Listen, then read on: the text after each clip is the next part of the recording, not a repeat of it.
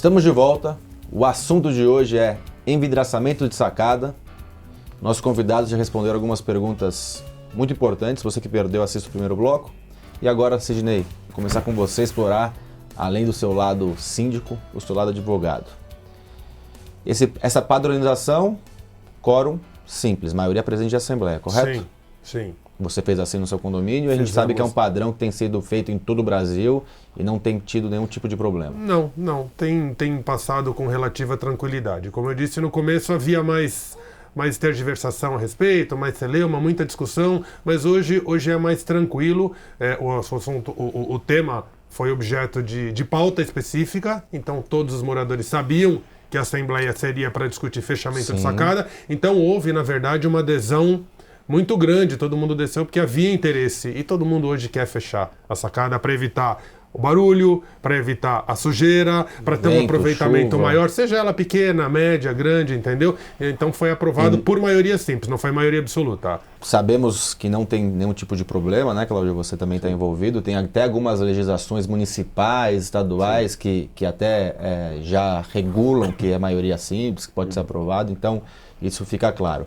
Na mesma Assembleia, você aprovou também a cortina, que poderia ser utilizada, falou sobre rede, queria que você passasse um pouco da sua experiência. Aproveitamos a mesma Assembleia e já discutimos, porque era um assunto, objeto de interesse de todo mundo, não só colocar o vidro, mas também a tela de proteção, o blackout, a cortina, dá um nome. Então aprovamos também a padronização da tela que ia ficar por trás do vidro. E o vidraçamento da área de serviço, se tinha também, no caso de vocês? Tinha, mas foi à parte, foi numa outra assembleia, porque na verdade quem faz essa parte, como área de serviço é uma janelinha, normalmente é um serralheiro, não é uma empresa de envidraçamento de sacada. Vocês levaram para a assembleia opções para serem votadas ou já levaram a opção, o que a empresa indicou para vocês e só aprovaram? Na verdade, nós buscamos, voltando um pouco, a gente buscou indicação de uma empresa idônea, eu enquanto síndico, e o que a maioria dos síndicos fazem, vai buscar indicação com outros condomínios para saber quem instalou, se teve problema, se os clientes estão satisfeitos. Mas eu digo na questão do como vai ser feito.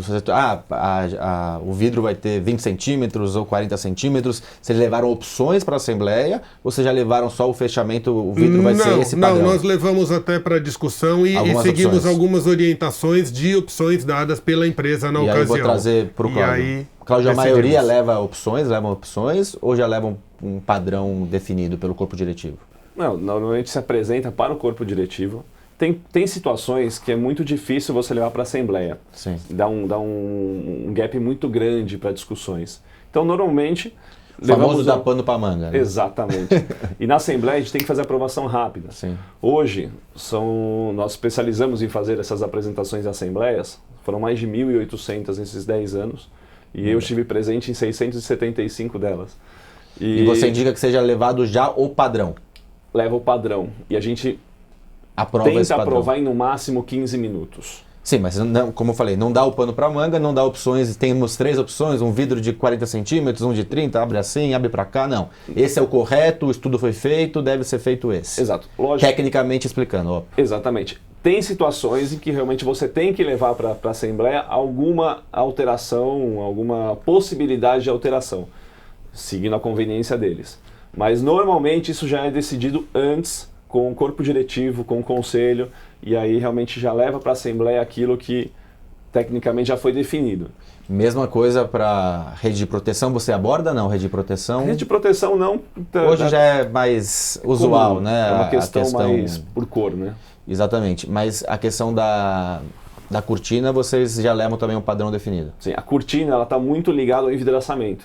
Sim. Então os padrões normalmente são entregues em conjunto, tanto o envidraçamento como a persiana. Legal. Sidney, você considera que esse envidraçamento, essa padronização, a cortina, ela valoriza o imóvel? Sem dúvida nenhuma, valoriza bastante, desde que haja essa harmonia, essa padronização, para não causar aquele choque para quem olha para o prédio, né? Para não caracterizar a alteração de fachada, Sim. que é a mudança de cor, de textura, de caixilho, ela valoriza bastante as unidades, sem dúvida alguma.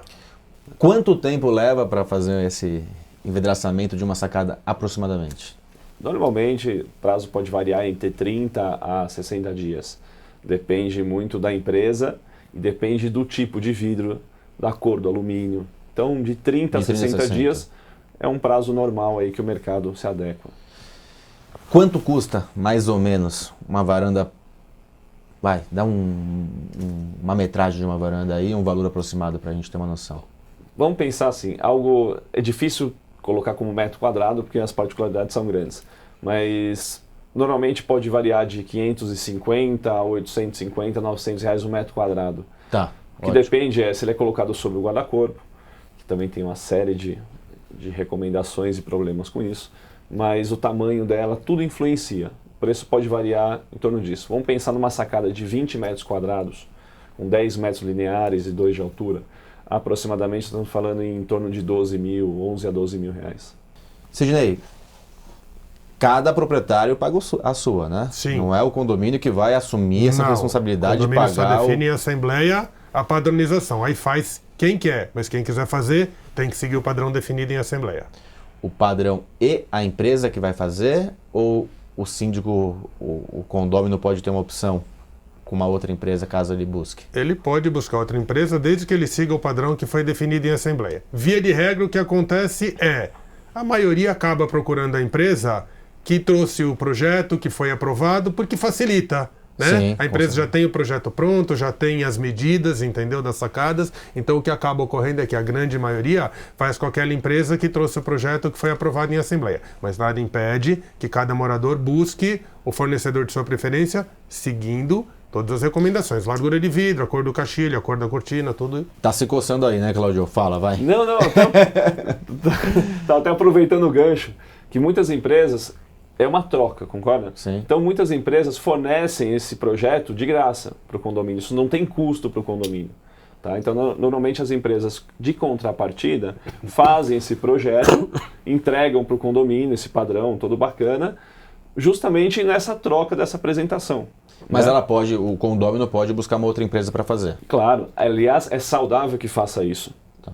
Até para buscar essas empresas a gente faz essa orientação em assembleia. Como buscar essas empresas no mercado. E eu queria que você passasse para a gente agora já, quais são os cuidados que deve se tomar? Porque você colocou o seu projeto, essa empresa hoje atua não só no Brasil, atua no Chile, é uma empresa grande, então tem empresas que são menores e aí começa a ter, às vezes, aquele oportunista que joga o preço lá embaixo. Qual o cuidado que deve ser tomado? Na verdade, o primeiro deles é visite a empresa. Não compre nada por telefone. Então, veja o espaço físico que a empresa tem, a capacidade de produção, os funcionários envolvidos. Eu sempre coloco isso, é como comprar um carro de uma montadora. Você não compra só o carro, você compra todo o pacote. As concessionárias, as peças, né? E o envidraçamento também, já que uma peça do meu sistema só serve para o meu sistema. Uma peça do sistema do concorrente só serve para o concorrente. Sim. Então é muito importante que tenha que o cliente tenha essa consciência de que ele está comprando praticamente um carro onde a montadora também é muito importante. E o envidraçamento é igual. A garantia, geralmente quantos anos, como que funciona? Bom, a garantia normal desse mercado também é de 2 a 5 anos, tá. Mas tem muita empresa que faz 10, 15 anos. É sempre bom se atentar ao tempo de abertura da empresa. O que acontece nesse mercado é que muitas empresas abrem e fecham num curto espaço de tempo e deixa o cliente sem manutenção. Eu vou puxar aqui para o Sidney. Sidney, você teve, no caso desse condomínio, que é a sua experiência, mais de 200 unidades, alguém que foi buscar uma empresa e acabou tendo algum tipo de problema? Sim. Tivemos algumas unidades que foram buscar outras empresas, acho que até por questão de custo, e a gente sabe que depois eles tiveram um arrependimento. Arrependimento porque ficou ruim ou porque vocês identificaram que ficou diferente e a pessoa teve... Não ficou diferente. Não ficou diferente. Não ficou diferente, mas a instalação foi mal feita e ficou entrando água, ficou passando vento, a abertura e fechamento não ficou perfeita. Porque também se ficar diferente, tem que refazer, né? Não pode manter. Aí sim é uma alteração de fachada. Sim, ação demolitória. Tem que voltar ao status quo anterior. Não tem foge da padronização, né, Claudio? Sim. A padronização, para quem está nos assistindo, tem que ser aquele formato. Se um mudou, se um fez alguma coisa diferente, vai ter que refazer. E aí eu vou puxar para uma parte, falando com o Sidney novamente, que é o quê? Mesmo do vidro para dentro tem limitações, né? Tem limitações. Então acho que é importante isso, mas estou dentro da minha unidade condominial. Opa, você não pode mudar pontos de iluminações que façam diferente do lado de fora, não pode mudar cores que vão ser visualizadas do lado de fora. Isso você deve ter, talvez, vivenciado no seu...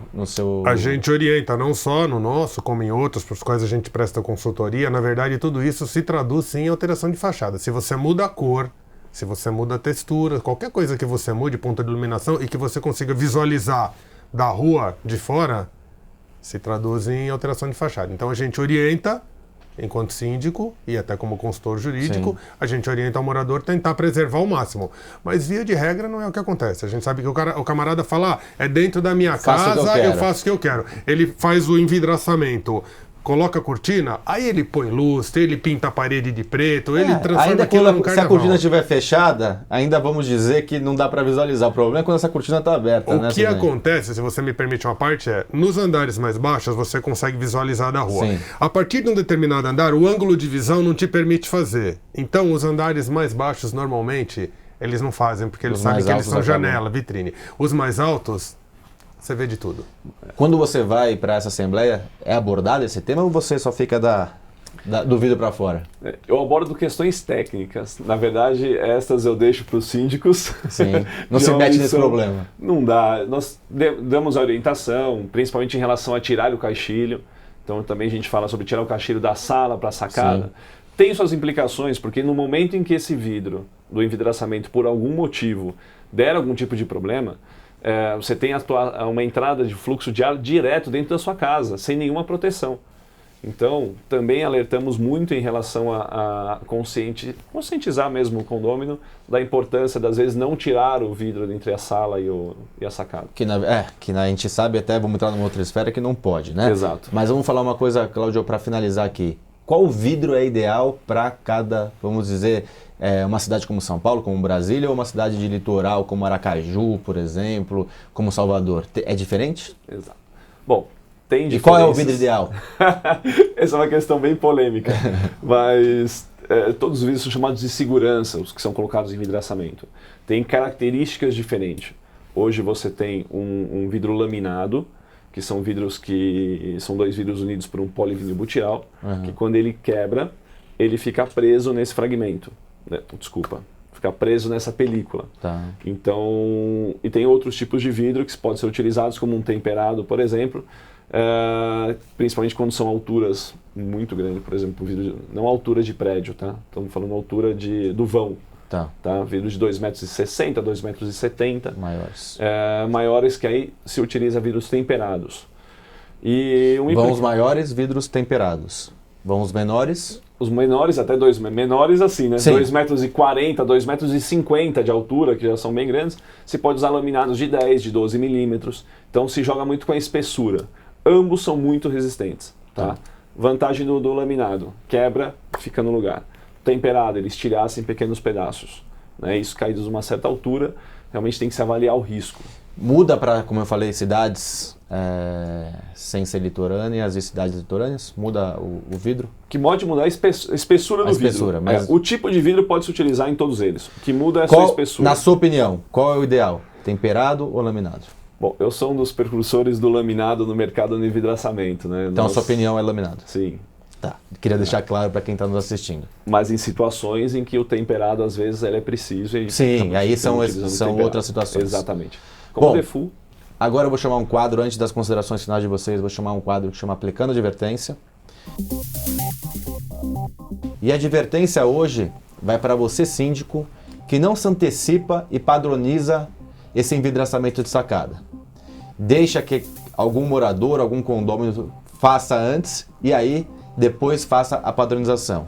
Esse que fez antes, ou esses que fizeram antes, vão ter que entrar nessa padronização e muitas vezes vão ter que refazer, tirar o vidro que tem para colocar o vidro que foi padronizado por vocês no condomínio. Então, de imediato, o quanto antes, chame uma assembleia, chame uma empresa ou um especialista, defina um padrão em assembleia para que todos possam, a partir desse momento, colocarem o vidro, se quiserem, de forma padronizada e não terem nenhum tipo de problema para eles nem para o condomínio.